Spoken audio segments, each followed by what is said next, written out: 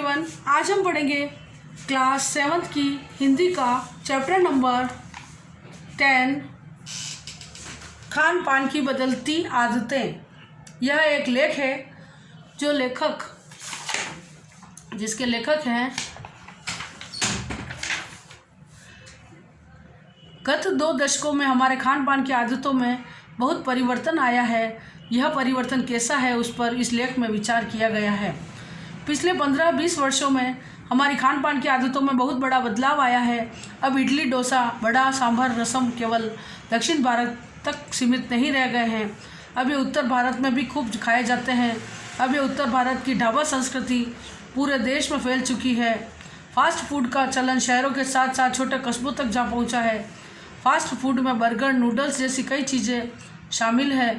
Pizza खाने का प्रचलन दिन प्रतिदिन बढ़ता जा रहा है। अब हम जंक फूड के जाल में पूरी तरह फंस चुके हैं। आधुनिक ढंग के रहन सहन और दौड़ धूप भरी जिंदगी में मनुष्य के जीवन में कई परिवर्तन कर दिए हैं। आज लोगों के पास समय का अभाव है। इस अस्त व्यस्त जिंदगी में अब सब कुछ फास्ट हो गया है। इस जल्दबाजी ने मनुष्य को कई नई शैली के भंवर जाल में फंसा दिया है।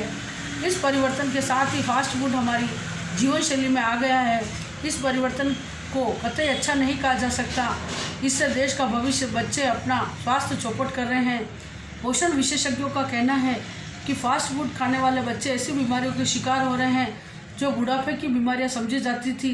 इस फास्ट फूड ने भारत जैसे विकासशील देश के बच्चों में मोटापे को खतरनाक स्तर तक पहुंचा दिया है। देश के 16% बच्चे मोटापे से जूझ रहे हैं। आज की दौड़ भाग की जिंदगी और आधुनिकता की होड़ में भारत जैसे परंपरागत देश को फास्ट फूड की ओर धकेल दिया है। अब तक तो यह रोग नगरों और महानगरों तक ही सीमित था, लेकिन अब यह धीरे धीरे छोटे कस्बों में भी पैर पसारने लगा है। गांव में भी दूध दही खाने वाले युवा अब फास्ट फूड की गिरफ्त में आ रहे हैं।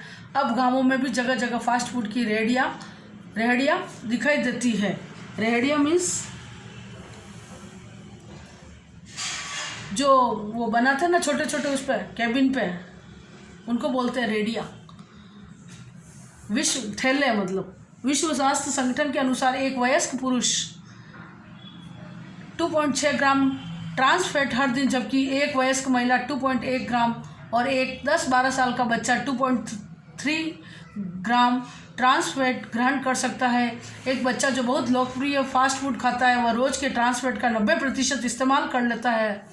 अधिकतर जंक फूड में ट्रांस फैट, जमा हुआ वसा, नमक हानिकारक है, फिर भी इसे हम खाते हैं। इंस्टेंट यानी तुरंत पकने वाला और पैक्ड नूडल्स आज सबसे अधिक पसंद किए जाते हैं।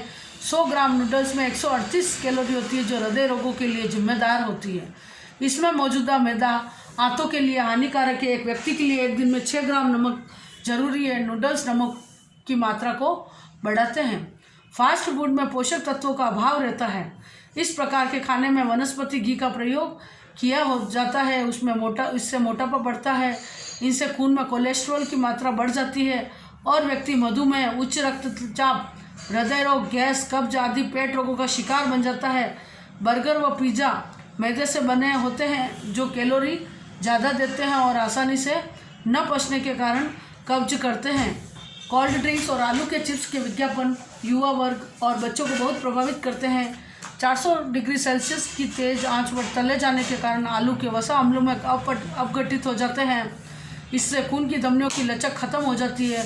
इससे रक्तचाप बढ़ता है। जगह जगह बिकने वाला चाउमीन बच्चों को बेहद पसंद है। इसमें अजीनोमोटो डाला जाता है जो इसे खास स्वाद देता है।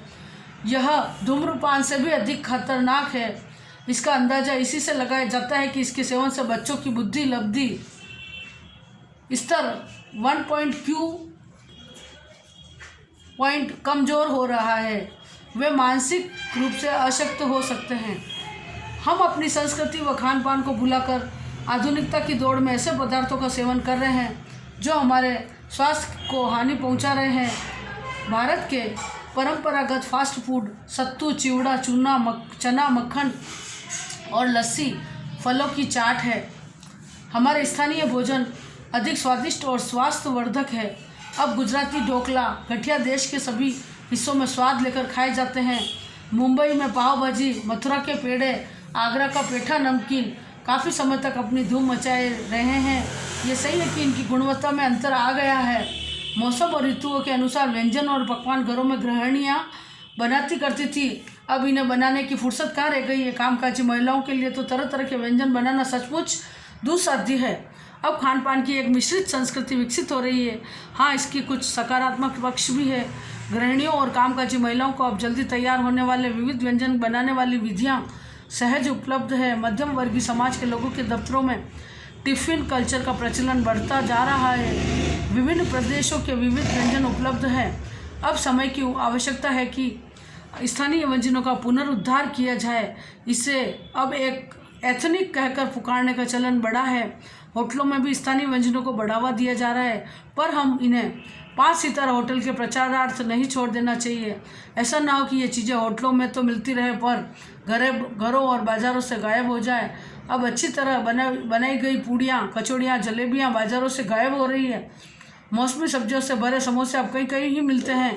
एक कड़वा सच यह है कि हमने कई स्थानीय व्यंजनों को अपनी तथाकथित आधुनिकता के चलते छोड़ दिया है और पश्चिम की नकल में ऐसी बहुत सी चीज़ें अपना ली है जो स्वाद, स्वास्थ्य और सरसता के मामले में हमारे अनुकूल नहीं है। खान पान की मिश्रित संस्कृति में हम कई चीज़ों का असली और अलग स्वाद नहीं ले पाते हैं।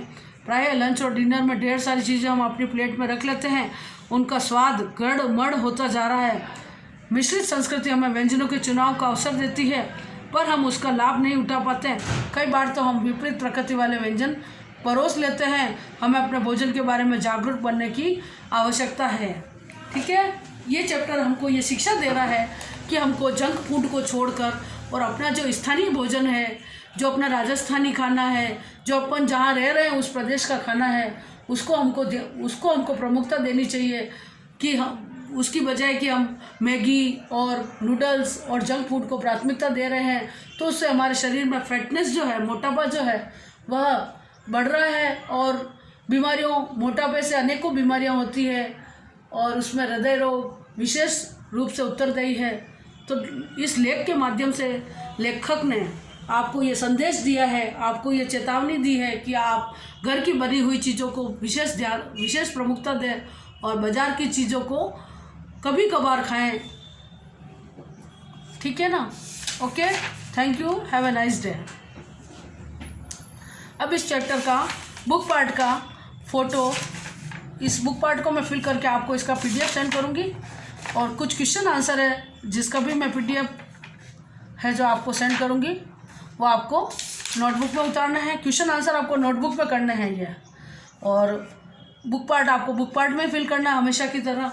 ठीक है ना? और लिख के और आपको लर्न भी करना है। एक बार इस चैप्टर की रीडिंग करनी है और फिर आपको इन क्वेश्चन आंसर को लर्न करना है। ठीक है, thank you, have a nice day.